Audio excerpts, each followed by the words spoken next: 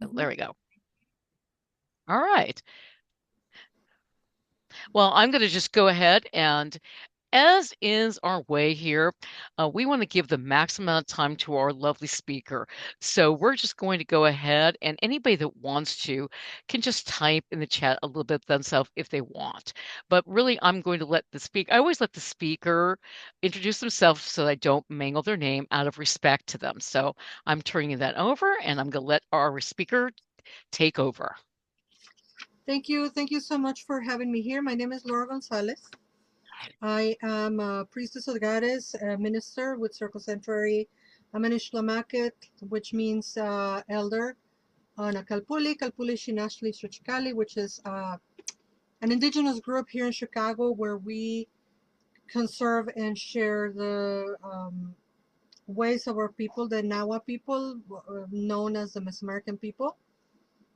And I do a lot of stuff. I'm a teacher, I'm a presenter, I'm a tarot reader, I'm a witch for hire, I'm a podcaster, but most of my um, vocation, I guess, is teaching. So every time EBSAT invites me to come and teach, I'm like with bells on because I love it. And I love that you invite me, and I love you, Andrea, and everybody else who's involved. So today, I have a myth that if you have been here before when I have been here, you probably have heard it. But today I'm bringing it with a little bit more like in-depth explanation. And we're going to talk about activism because for me, magic is a form of resistance. Magic is a tool of resistance. Um, and in this day and age, we need a whole lot of that. And it ties very incredibly good with the energies of Huitzilopochtli, the sun god. So let's get to it. Huitzilopochtli roughly translate as the left-handed hummingbird. And some people will extrapolate the meaning, the order of the words, because of how the Nahuatl language is composed. So it will be actually the hummingbird on the left-hand side. And for some people is the hummingbird on the left-hand side. Some people say it's the left-handed hummingbird. Point being, left is on the left, and it's a hummingbird, right? Is representing a hummingbird. And he has a beautiful, beautiful birthing story that might resonate, might sound familiar to some of you. However, I am asking you to let your mind expand and be elastic and try not to equate this myth with other myths that you may know, but to learn and to listen and to just take this one in its entirety. Huitzilopochtli is one of the younger gods on the Mesoamerican pantheon. He does not show until post-classic and almost right before the colonizers invade and genocide our people. So there is not a whole lot that is known about Huitzilopochtli. However, we know the myth, and we know this image is probably like the only image that exists of him. And there's no statues, there's no monoliths, nothing has been found about him, which is very strange. He was the main deity for the Mexica Tenochca people, the people of central Mexico, what is now Mexico City and the state of Mexico, and what people wrongly call Aztecs were actually the Mexica Tenochca people. And this was their main deity. And they were very Velic people. They were um, expanding their territory, and they were um, adding, subjects to their empire, if you will, or to their community. And one thing I tell my apprentices all the time is we're not going to romanticize this knowledge. We're not going to romanticize this stories, this history. The truth is the Mexica people, they were expanding their territory, and it was not necessarily with kittens and rainbows. There was a lot of war, there was a lot of conquering going around. That does not justify genocide, just to put that out there. So the story begins with mom, like very many Genesis stories. And what you see on your screen is known as Coatlicue. For some people, they call her Cihuacoatl and or Teteoinan or Great Mother. And the thing with Mexican pantheon and all these Mexica deities and Mesoamerican deities is that they are unfoldings or unfoldings of unfoldings. So they are always representing some aspect of nature, and depending on the specificity of the function of nature, it could be a different name or a different unfolding. So in this case, we're talking Teteoinan being the earth, and Coatlicue in this particular um, representation, she of the serpent skirt. As you can see, her skirt is made of snakes, and her headdress or her head is two snakes that are facing each other. And for some people, it looks like one snake facing forward. Snakes were incredibly sacred for our people, and snakes were incredibly sacred for a lot of cultures. 5,000 years ago, maybe 7,000 years ago, the snake was an incredibly sacred and revered animal because of the renewal and the representation of um, the intuitive knowledge of what's happening around them, right? They're incredible animals. And if you don't know this, it's thanks to snakes that we have blood pressure medicine and heart health medicine is because of snakes. So we owe them a whole lot. But back to the myth. Um, this talks about Coatlicue, she of the serpent skirt, and she's the mother. She's Mother Earth, and in this case, Mother Earth with her snakes on her skirt. And she was cleaning her home. She was sweeping the floors, and as she was sweeping the floors and cleaning her home, a ball of feathers, of quetzal bird feathers, fell from the sky. And it was not a bird, it was just the feathers. And she found them so beautiful and so intriguing, and she picked them up carefully and she put them on her under her skirt, and magically she found herself now pregnant because of these feathers that have fallen from the sky. And the problem with her pregnancy is that she was not a married woman, she was a widow. And suddenly you have a widow that is married is kind of strange, to say the least. She had a daughter. Her daughter's name is Koyoshauki, she who shines with stars, or she who shines like bells. And this Koyoshauki, daughter of Coatlicue, was not happy that her mom was pregnant. She was wondering how morally wrong the whole thing was, because she, being a widow, shouldn't have been, being on the business of getting pregnant. And she starts plotting revenge. She starts plotting a way of getting rid of this pregnancy and getting rid of the product of the pregnancy. And she calls on her brothers, the 400 um, brothers, the 400 stars, or call, and I can never say this name correctly, Senson Witznawak. I think I got it. The 400 brothers or the 400 siblings.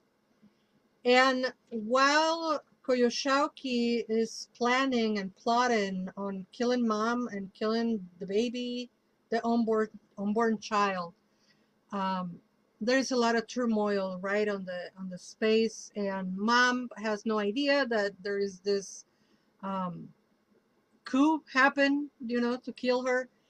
And one of the brothers, one of the Senson Witznawak, actually takes empathy and sympathy with mom, and he runs to mom and he tells her, hey, my sister's plotting for your murder and the murder unborn child, and I am not with that, and I wanted to let you know so that you can go to safety. So mom runs towards hill. Quite literally, she runs for the hills, and she hides. And when she's hiding, she hears a voice coming from inside her womb, and that is the voice of her child, Huitzilopochtli, the unborn child that she's carrying. And this child tells her, "Fear not, mother, justice will be served. I am a warrior, and when I am born, I'm going to save both of us." And so the story goes that he is born a full warrior with full regalia, as you can see him here on the right, top right side of the image. That's Huitzilopochtli after he's been born, and he's born with full regalia, with full warrior regalia, with a shield and a sword, and he destroys his siblings. And then he goes and finds the sister, and he dismembers the sister and kicks her out of the realm. And there's a lot of death that happened in this myth. So let us take a deep breath, because this is very violent, right? There's all this killing, there's all this plotting, there's this murdering of an unborn child. So who is this man, and why is he so important? Why is he the sun god? So let's move away from the myth for a second, and let's talk about a wonderful, beautiful, magical bird called the hummingbird. Because remember, his name means the left-handed hummingbird. Hummingbirds are incredibly magical and strong animals. A hummingbird has to eat, I think, 2 times their weight during the day to survive. They are endemic to America, the continent. If I ever talk to you about America as a country, I will say the proper name, United States of America. I'm talking about the continent, America. Hummingbirds are endemic to the continent, and they are incredibly strong migrants. They go from the north tippy top of Alaska all the way south to Argentina, Chile, etc. In tandem, right? They move a lot. They're migratory birds. They're incredibly small.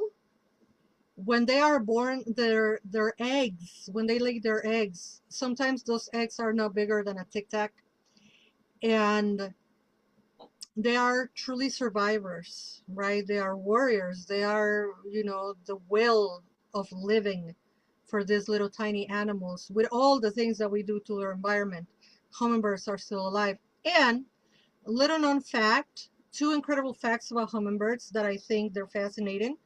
The first one, three, I guess. The first one, this is the only bird that can fly forwards, backwards, upside down, and hover. So it is incredible what the hummingbird do.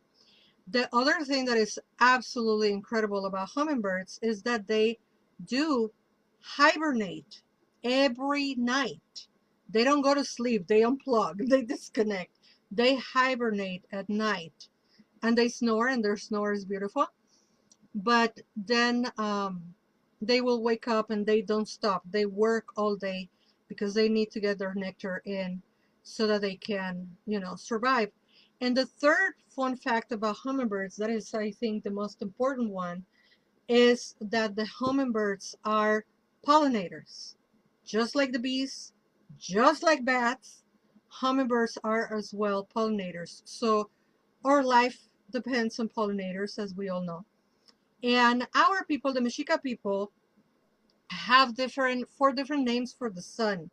And each name for the sun, it changed with the seasons. And it was a bird that was related to each season. So in winter will be the hummingbird. In spring, it will be the quetzal bird.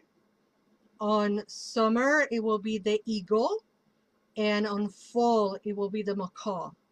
And if you think about the birds, right, the macaw has all these beautiful colors, just like fall has all this beautiful change in foliage and colors. The eagle, that is one of the birds that soars the higher and is so intense, right?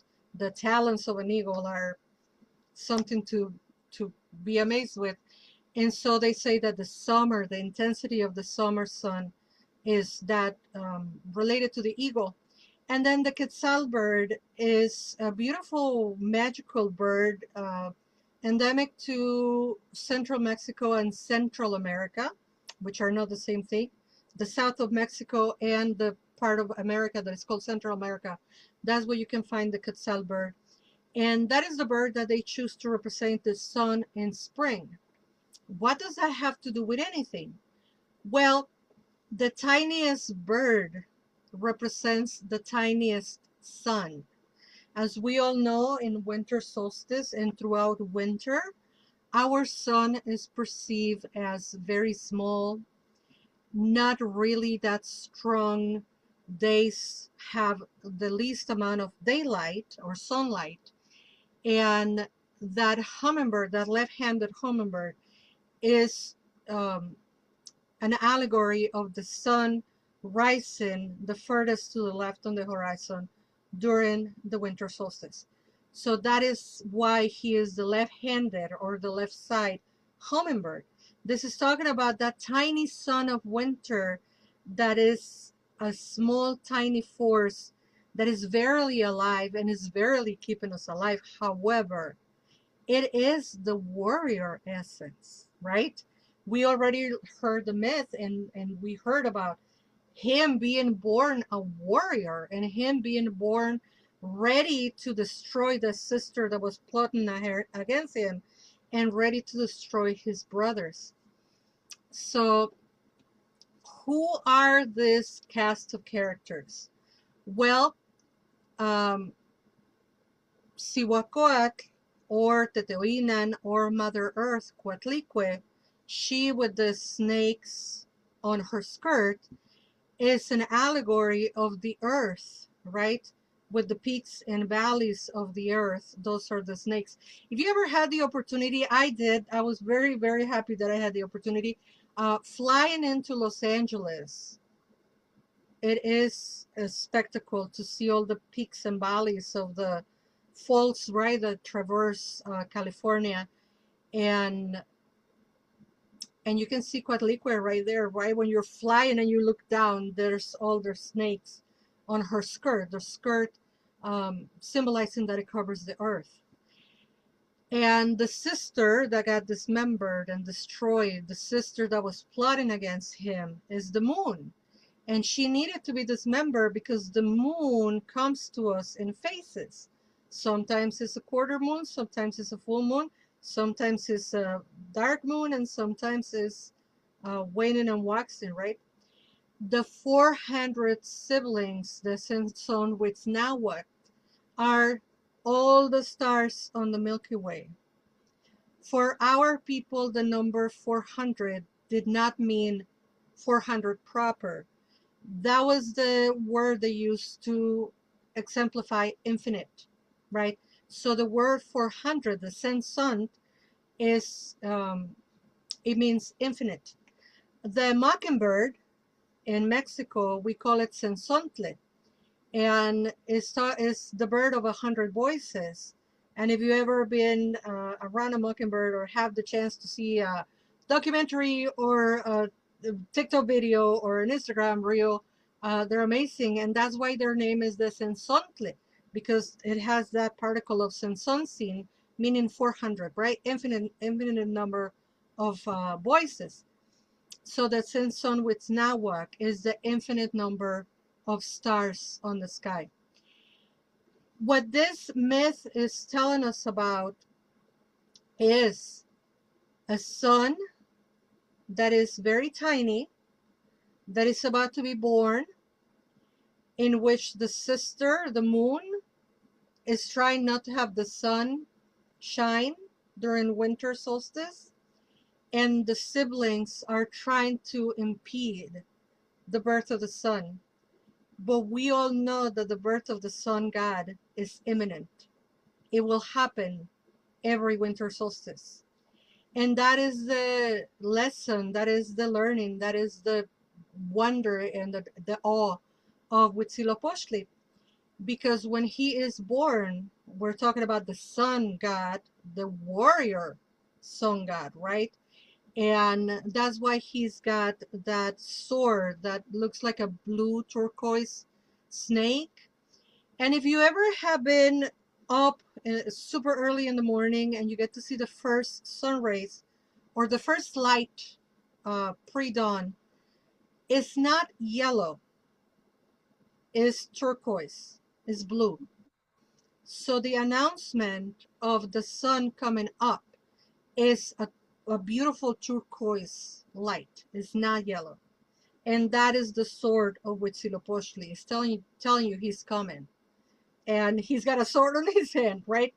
And when he kills and dismembers all the siblings, right, the sister and the 400 brothers, they're telling us that when the sun comes out, you can't see the other stars, and the moon is dismembered. Sometimes you get a full moon, sometimes you get a new moon, etc. So these are all allegories about nature, because we all know that most of the religions of the world, except the ones that people believe that the myths are real, um, i.e. Abrahamic religions, we know that all religions are talking about allegories of nature, right? They are trying to understand nature. Um, so why is it so important? This is my Calpuli. This is my group of friends, and they are doing. It's part of a summer. Pardon me. It's part of a winter. I'm lying. This is a summer solstice ceremony. In winter, we don't do it outdoors. But that what they're doing here is martial arts, and they're saluting the sun, and they're, being warriors with the sun. In this case, is the eagle's son that is being born, because this is summer solstice. However, why is it so important that we connect with the warrior essence of Huitzilopochtli in winter? Andrea, I don't like reading too much, but I really feel that I needed to read this because of the situations that we are living through. Um, the warrior spirit of this deity, or deities, right? The warrior spirits of these deities carry the blah. The warrior spirit these deities carry can be seen in everyday acts of courage and resistance. Whether we're defending our communities, speaking our truths, or standing up for justice, showing that activism is a spiritual path as much as it is a practical one. Be there for the community and don't let cynicism get the best of you, right? Your hummingbird, your Huitzilopochtli, your warrior, it's beating inside your heart. I invite you, ladies, touch it, touch it. It's right here. That little heartbeat that won't stop, can't stop, won't stop. That's your Huitzilopochtli. That's the light of the sun. That's the warrior inside of you that seeks justice and a place in the world, right? By connecting with the ancestral wisdom of Huitzilopochtli, we're not only honoring ancient traditions, but also reclaiming sacredness, the sacredness of resistance, the sacredness of resistance. Understanding that fighting for what is right is part of a long lineage of survival and strength.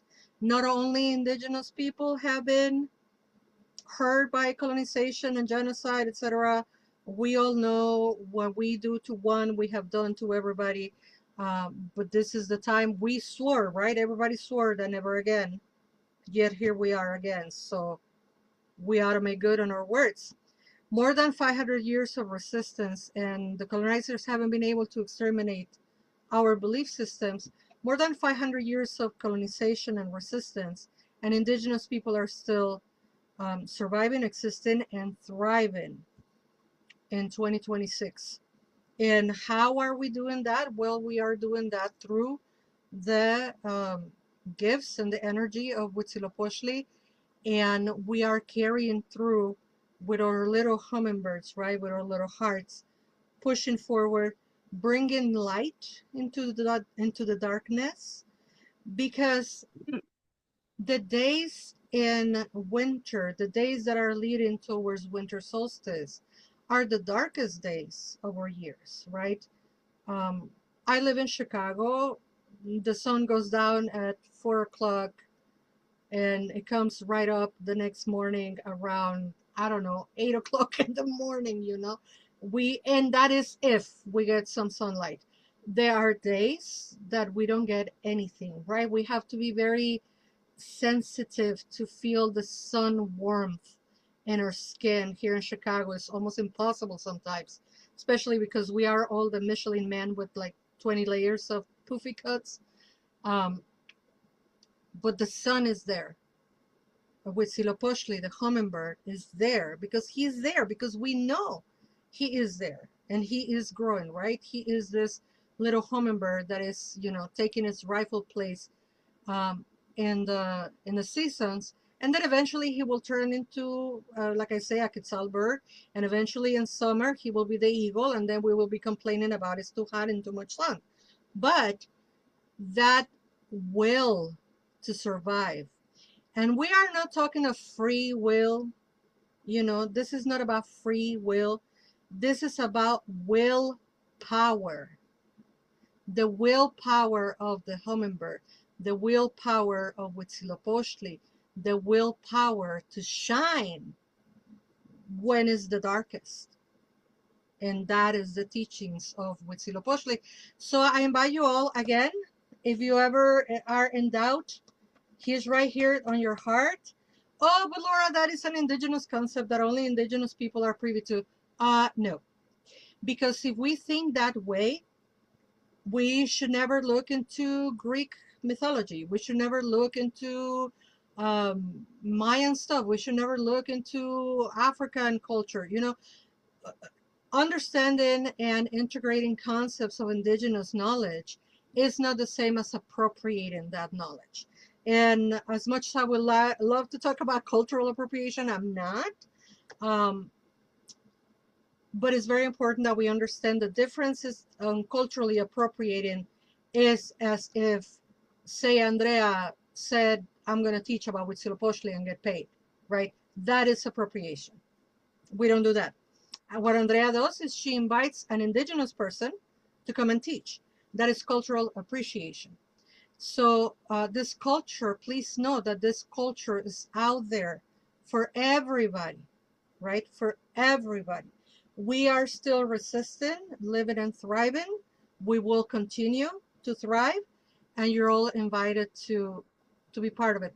And I'll just leave you my photo there. And I see a raised hand, and I'd love to answer a question. Go ahead. Okay, I'm going to just stop the recording at this point, and then we're going to let Joe ask the question.